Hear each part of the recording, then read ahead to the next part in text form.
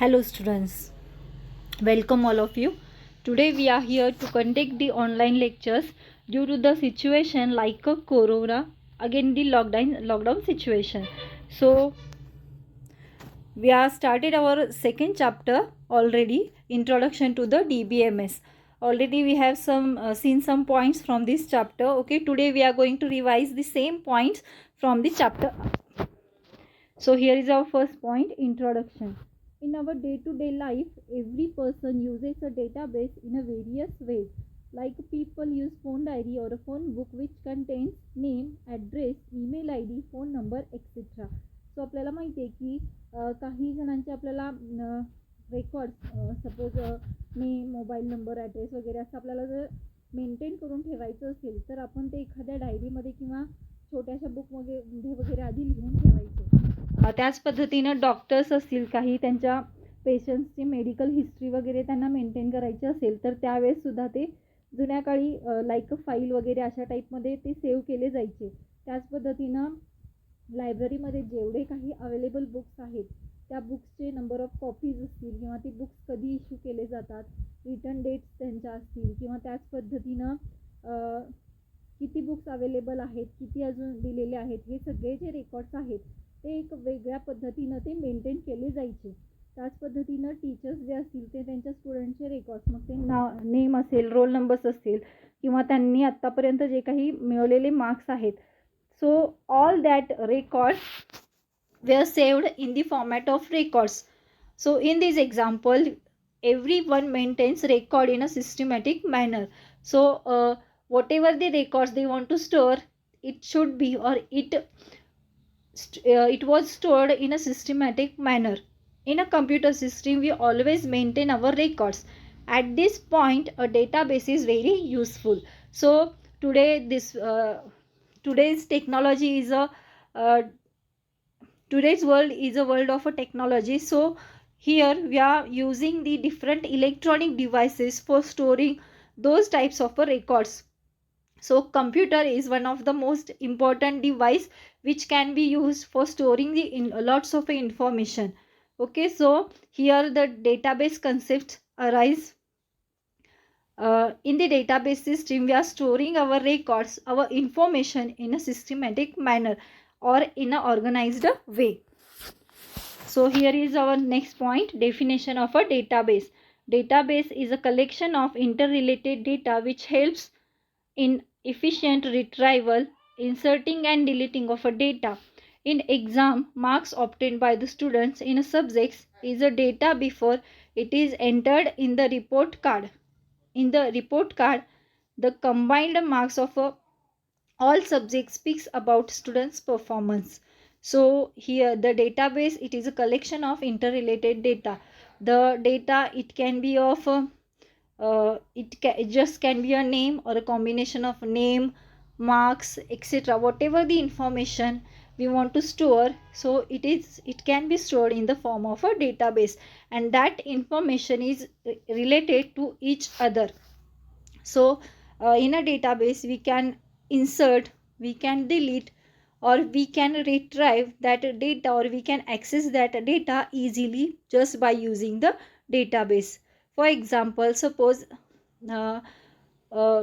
we can take the example of your exams. So in that one, your all basic information is stored, like a name, birth date, roll numbers, and etc. And when we want to make the results, then just we add the extra information like different types of subjects and obtain marks of that particular subject. Then we are calculating the total average percentage. So all this can be the information, and we are managing it, or we are organizing it in a systematic manner. So when that particular data is maintained, then that data becomes a meaningful or a organized information.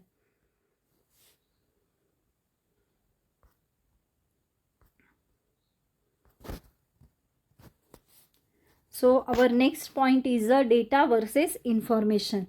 So first we will see the data. Data is a raw fact.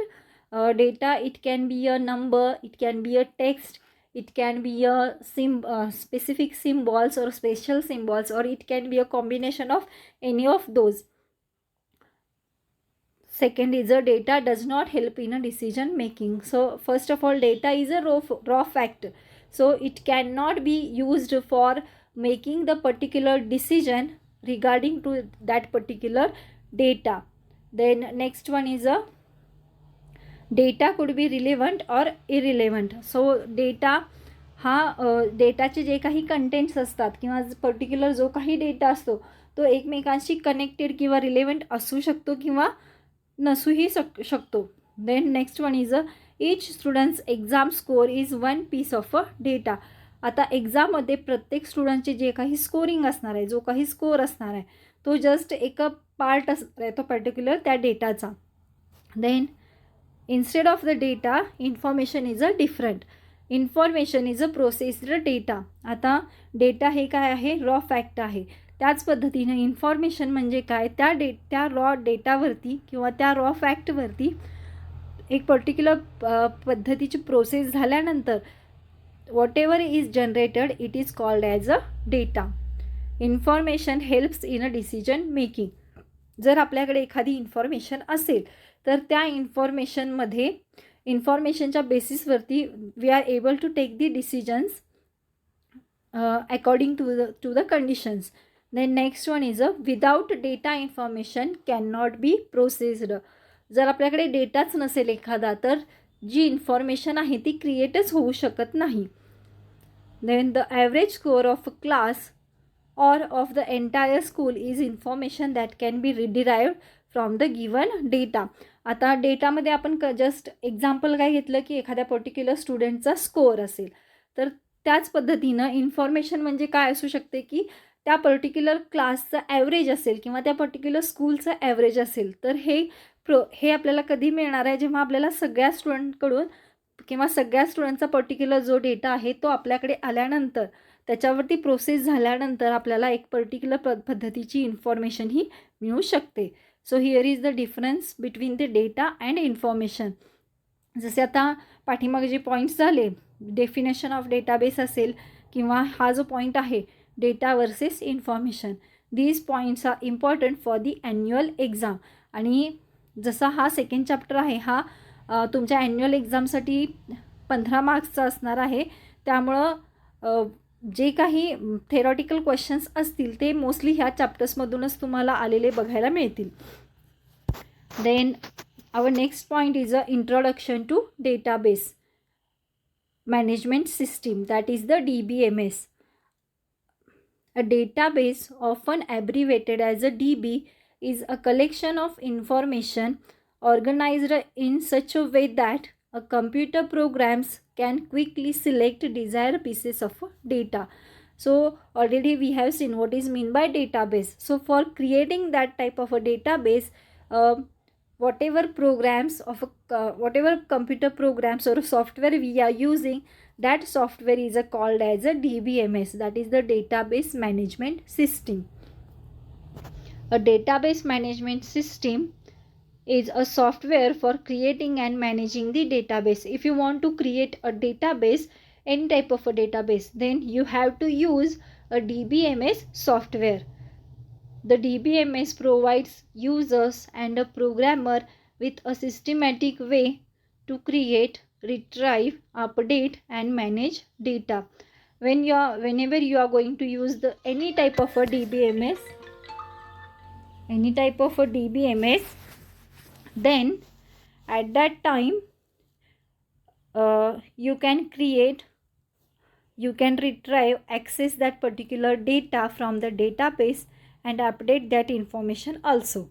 It stores data in such a way that it becomes easier to retrieve, manipulate and update the information. Here are some examples of a DBMS are MySQL, PostgreSQL, Access, Oracle, SQL Server, IBM, DB2 and Sybase. Now from these popular databases in our syllabus, PostgreSQL is there. for the practicals. But due to the reduced syllabus, we are not going to able to take that practicals of a DBMS. Our next point is some applications of a DBMS system. Database is required to keep the record of a tickets, booking, train departure and arrival status, status of a seats available, etc. तर railway reservation सिस्टीममध्ये database किंवा DBMS हे use केलं जातं. तर ते कशासाठी? Ticket book करण्यासाठी. त्याचबरोबर त्या गाड्यांचं डिपार्चर असेल किंवा अरायवल स्टेटस काय असणार आहे, त्याचबरोबर पर्टिक्युलर त्या रेल्वेमध्ये किती सीट्स अवेलेबल असणार आहेत, तर हे सगळं जर डेटा स्टोअर करायचा असेल तर त्याच्यासाठी DBMS यूज केलं जातं. Second application is library management system. There are thousands of books in a library, so it is very difficult to keep a record of all the books in a copy or a register. So DBMS is used to maintain all the information related to the book issue dates, name of the book, author and availability of the book. तर लायब्ररीमध्ये सुद्धा DBMS use केला जातो. आपण बघतो की लायब्ररीमध्ये भरपूर असे बुक्स असतात आणि त्या प्रत्येक बुकचं रेकॉर्ड मेंटेन करणं with the use of a register it is not so easy. So for that one we can use the database. मग डेटाबेस यूज केल्यानंतर पर्टिक्युलर त्या बुकची जी काही डिटेल्स असतील, ऑथर असेल किंवा ते बुक कधी इश्यू केलं गेलं, कोणत्या स्टुडंटला इश्यू केलं गेलं किंवा ते बुक परत रिटर्न करण्याची डेट वगैरे हे सगळं जर स्टोअर करायचं असेल तर त्याच्यासाठी आपण DBMS यूज करू शकतो. Next application is banking. People make thousands of transactions through the bank daily and they can do this without going to the bank. So now banking has become so easy. That's why by sitting at a home, bank customers can send or get money through the banks. All this possible just because of a database that manages all the bank transaction. तर banking सेक्टरमध्ये database हे मोठ्या प्रमाणात use केले जातात. आपण आता बघू शकतो की लॉकडाऊनमध्ये डिजिटली सगळं जे काही असेल ते ट्रान्झॅक्शन केलं गेले बऱ्याच लोकांच्याकडून. म्हणजेच काय की तुम्ही घरी बसल्या with the use of a different types of applications or softwares you can get or send money to the particular person. So हे जे काही ट्रान्झॅक्शन्स केले जातात तर हे सगळे ट्रान्झॅक्शन्स DBMSकडून किंवा डेटाबेसकडून मॅनेज केले जातात. सो हे डेटाबेस जो आहे ह्याचा मोस्ट इफेक्टिवली यूज हा बँक सेक्टरसाठी होतो. Next application is universities and colleges. Examination are done online today and universities and colleges maintain all these records through the DBMS. Student registration details, results, courses and grades, all the information is stored in a database. Same तुम्ही आत्ता बघू शकता की exams असतील किंवा जे काही online teaching चालू असेल तर याच्यासाठी जो काही डेटा किंवा जी काही इन्फॉर्मेशन स्टोअर करायची असेल तर ही सुद्धा इन्फॉर्मेशन कुठं स्टोअर केली जाते? डेटाबेसमध्ये with the use of any DBMS. So database हा युनिव्हर्सिटीजमध्ये त्याचबरोबर कॉलेजेसमध्ये सुद्धा मोठ्या प्रमाणात यूज केला जातो.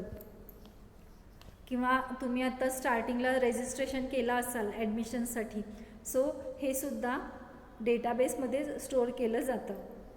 Next application is credit card transactions.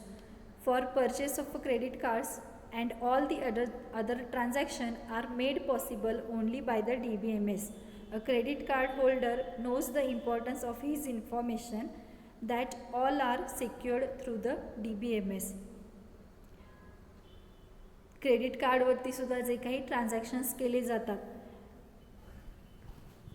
किंवा हे जे क्रेडिट कार्डची सिक्युरिटी असेल किंवा त्या पर्टिक्युलर क्रेडिट कार्ड होल्डरची जी काही इन्फॉर्मेशन असेल तर ते सिक्युअर करण्याचं कामसुद्धा DBMSकडून केलं जातं.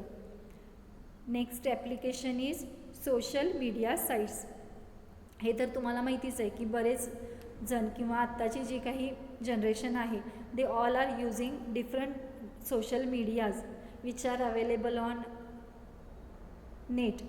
सो हे जे काही ह्याच्यामध्ये आता तुम्ही बऱ्याच फॉर एक्झाम्पल फेसबुक घ्या, तर फेसबुकमध्ये तुम्ही अकाउंट ओपन करता. अकाउंट ओपन झाल्यानंतर वेगवेगळ्या पद्धतीच्या तुम्ही पोस्ट, एखादी इमेज असेल, व्हिडिओ असेल किंवा वेगवेगळ्या पद्धतीचे जे काही थॉट्स वगैरे असतील तर ते तुम्ही पोस्ट करता. त्याचबरोबर एखाद्या दुसऱ्या फ्रेंडनं एखादी व्हिडिओ किंवा एखादी पोस्ट केली असेल तर ती पोस्ट तुम्ही लाईक करता, कमेंट करता, त्याचबरोबर ती शेअर करता. तर ती वेगवेगळ्या पद्धतीनं बऱ्याच लोकांकडून लाईक केली जाते, कमेंट्स दिल्या जातात, शेअर केली जाते. तर हे जे काही आहे हे त्याचं पर्टिक्युलर जे काही ट्रान्झॅक्शन होत असेल किंवा तुम्ही ते पर्टिक्युलर लाईक करता, कमेंट्स करता, तर ह्याचे जे काही पर्टिक्युलर रेकॉर्ड्स असतील हे सगळं स्टोअर कुठं केलं जाणार आहे तर डेटाबेसमध्ये. मग त्या पर्टिक्युलर युजरला किती लाईक्स मिळाल्या, किती कमेंट्स मिळाले किंवा किती पर्टिक्युलर तो व्हिडिओ किंवा ऑडिओ असेल ते पर्टिक्युलर पोस्ट किती शेअर केल्या गेल्या, तर ह्याचं जे काही पर्टिक्युलर रेकॉर्ड असेल हे डेटाबेसमध्येच स्टोअर केलं जातं. त्याच पद्धतीनं तुम्ही अकाउंट ओपन करता. अकाउंट ओपन करत असताना तुम्ही तुमची इन्फॉर्मेशन फिलअप करत असता. तर त्या पर्टिक्युलर अकाउंट होल्डरची इन्फॉर्मेशन ही त्या पर्टिक्युलर डेटाबेसमध्ये सिक्युअरपणे सेव्ह केली जाते. So all these are the applications of a DBMS.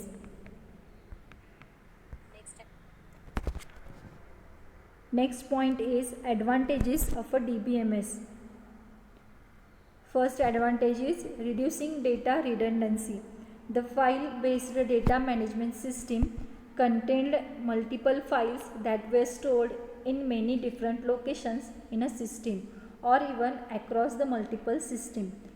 Because of this, there were sometimes multiple copies of the same file which lead to the data redundancy. This is prevented in a database as there is a single database and any change in it is reflected immediately. Because of this, there is a no chance of encountering duplicate data. तर data रिडंडन्सी म्हणजे काय की duplication of a particular data. So आधीच्या काळी काय व्हायचं, database introduce होण्याआधी जी काही इन्फॉर्मेशन असेल किंवा जो काही डेटा असेल हा वेगवेगळ्या सिस्टीमवरती सेव्ह केला जायचा किंवा वेगवेगळ्या लोकेशन्सवर सेव्ह केला जायचा. मग अशामुळं काय व्हायचं की एकाच टाईपचा डेटा किंवा एकाच पद्धतीचा डेटा हा वेगवेगळ्या सिस्टीम्सवरती असल्यामुळं एकाच डेटाच्या मल्टिपल कॉपीज तयार व्हायच्या. मग अशा वेळेला सपोज एखाद्या पर्टिक्युलर लोकेशनवरती चेंज केला तुम्ही त्या पर्टिक्युलर डेटामध्ये किंवा तो डेटा अपडेट केला तर तो सेकंड लोकेशनवरती जर अपडेट करायचं असेल तर पर्टिक्युलर त्या ठिकाणी जाऊन तुम्हाला ते अपडेशन करावं लागत असायचं. मग हा ड्रॉबॅक झाला की तुम्हाला त्याच्या मल्टिपल कॉपीज तर तयार होणार, त्याच पद्धतीनं अपडेशन हे एकाच वेळी सगळीकडं केलं जात नसायचं. But the use of database DBMS you can save the data in a single database only. तर DBMS मुळे एक मोठा ॲडव्हान्टेज काय मिळालं तुम्हाला की जो काही डेटा असेल तो एकाच पर्टिक्युलर ठिकाणी किंवा एकाच सिस्टीमवरती तुम्ही स्टोअर करू शकता आणि तुम्ही जे काही चेंजेस करणार आहे सपोज तो वेगळ्या लोकेशनवरती जरी स्टोअर केला असेल किंवा वेगळ्या सिस्टीमवरती जरी स्टोअर केला असेल तर एखाद्या पर्टिक्युलर सिस्टीमवरती चेंज केल्यानंतर जे काही अपडेशन असेल ते इमिजिएटली सेकंड लोकेशनवरती किंवा सेकंड सिस्टीमवरती ते ॲटोमॅटिकली केलं जातं. तर ह्याच्यामुळे डुप्लिकेशन ऑफ अ डेटा हे कमी होतं. Second advantage is a sharing of a data. In a database, the users of a database can share the data among themselves. The data can only be shared based on the correct authorization protocol being followed. Many remote users can access the database simultaneously and share the data between themselves. तर DBMS मुळे तुम्ही जो काही data असेल तो व्यवस्थितपणे with the use of authorization you can share the data within the database. तर DBMS ही system use करून तुम्ही तुमचा डेटा सेंड करू शकता किंवा शेअर करू शकता. तर अशा वेळेला ऑथरायझेशन सिस्टीम यूज केली जाते किंवा ऑथरायझेशन यूज केलं जातं. म्हणजेच काय की जर तुम्हाला पर्टिक्युलर लॉग इन आणि पासवर्ड त्याचा जो काही माहीत असेल तर ते जर माहीत असेल तर त्याच वेळेला तुम्ही तो पर्टिक्युलर डेटा ॲक्सेस करू शकता आणि शेअर करू शकता. Next advantage is data integrity. Data integrity means the data is accurate and consistent in the database. Data integrity is very important as there are multiple databases in a DBMS. All of these databases contains data that is visible to multiple users. So it is necessary to ensure that the data is correct and consistent in all the database and for all the users. तर data integrity म्हणजे काय की डेटाबेसमध्ये तुम्ही जो काही data store करता हा ऑलवेज ॲक्युरेट असतो, त्याचबरोबर कन्सिस्टंट म्हणजे काय की तो डेटा ॲक्सेस करण्यासाठी एखादी रिक्वेस्ट आली असेल तर within the fraction of second it should be send to the particular user. So DBMSचा हाच एक ॲडव्हान्टेज आहे की जो काही डेटा असेल तो ॲक्युरेट असतो, त्याचबरोबर तो कन्सिस्टंट असतो. आणि डेटाबेस हा एकाच वेळेला मल्टिपल युजर्सकडून ॲक्सेस केला जातो किंवा जो काही जी पर्टिक्युलर इन्फॉर्मेशन असेल ते असं नाही की एकच पर्टिक्युलर व्यक्ती किंवा एकच पर्सन तिथं बघणार आहे असं नाही, तर जो काही डेटाबेसमधील डेटा असेल तो ॲट अ टाईम मल्टिपल युजर्सकडून ॲक्सेस केला जातो. त्यामुळं तो डेटा ॲक्युरेट असणं हे खूप इम्पॉर्टंट आहे आणि हेच काम DBMSकडून केलं जातं. Next advantage is data security. Only authorized users should be allowed to access the database and their identity should be authorized using the username and password. Authorized users should not be allowed to access the database user under any circumstances. So here data security, it is a major concern when you are using database. जर database access करण्यासाठी जसं मी मगाशी सांगितलं की database access एखादा करायचं असेल तर त्याच्यासाठी तुम्हाला युजर नेम अँड पासवर्ड माहिती असणं खूप इम्पॉर्टंट आहे. If you know that then only you can access the particular data from the database.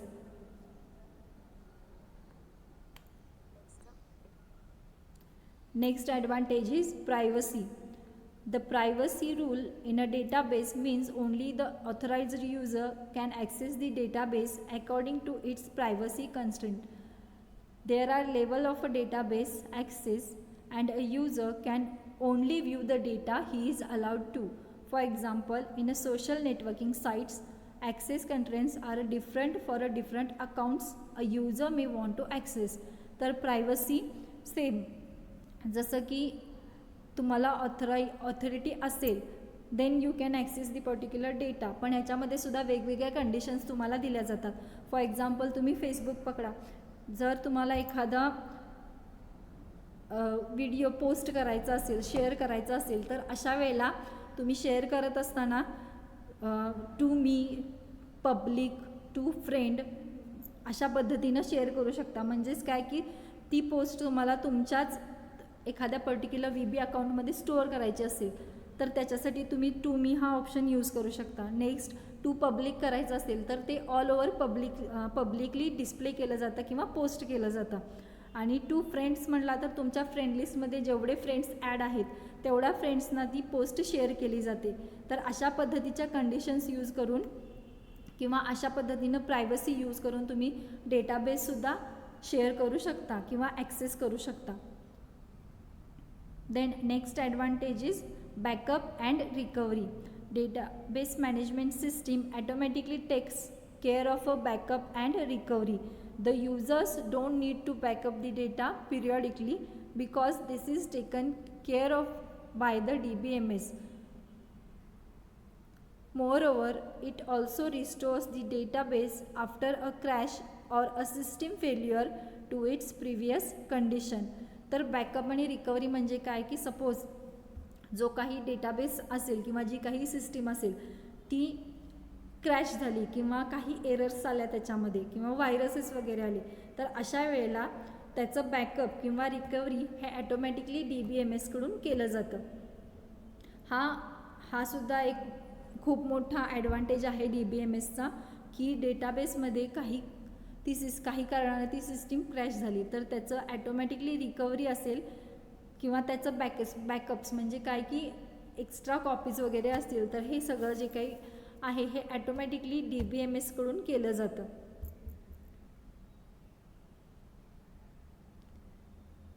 Next is development and maintenance time. DBMS reduces applications development and maintenance time. It supports many important functions that are common to many applications. Accessing data stored in a DBMS which facilitate the quick development of the application.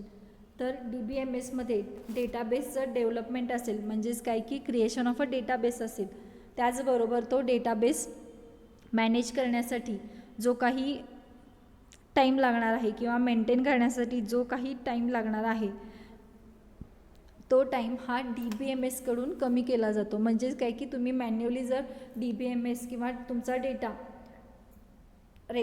Record असेल हे maintain करायचं म्हटलं, so it is not possible to update or to develop the particular database day to day or to update the particular database day to day.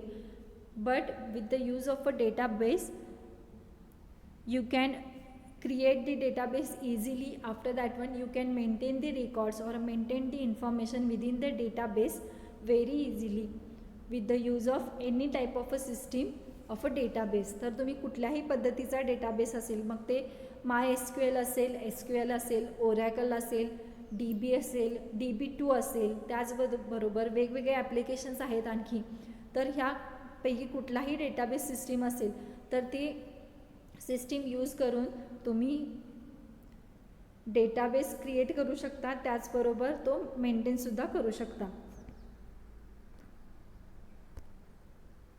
Next point is data types in a DBMS. Obviously data आला म्हणजे त्या जो काही तुम्ही data enter करणार आहेत त्याचे वेगवेगळे टाईप्ससुद्धा आले. तर डेटा हा फक्त टेक्स्ट किंवा एखादी इमेज नसणार आहे, तर डेटा हा याच्यामध्ये कॅरेक्टर्स असू शकतात, त्याचबरोबर तुमची टेक्स्ट असू शकते, पॅरेग्राफ्स असू शकतात, ऑडिओज असू शकतात, व्हिडिओज असू शकतात.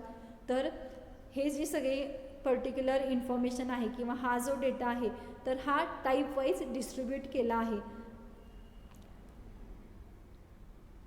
When you create a table or add a field to the table into the database, fields are created with the specific data type. तर डेटाबेस म्हणजेच काय की तुमचा जो काही डेटा असेल हा टेबल फॉर्मॅटमध्ये स्टोअर केला जातो. मग जेव्हा तुम्ही हे स्टोअर करायला जाता तर तिथं तुम्हाला विचारलं जातं की तुम्ही जे काही सपोज रोल नंबर एंटर करणार आहात, so roll number it is a format of a number. म्हणजेच काय की रोल नंबर हा पर्टिक्युलर एक नंबर फॉर्मॅट असणार आहे, म्हणजेच काय की त्याच्यामध्ये तुम्ही नंबर्स एंटर करणार आहात. So it will ask you to keep the particular data type for the particular field. Data types are classifications that identify possible values for and operations that can be done on the data as well as the data way the data in that field is stored in a database.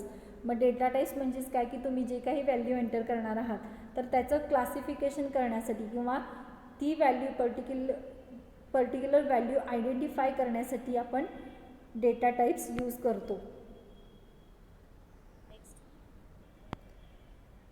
Here is the table which shows the different data types.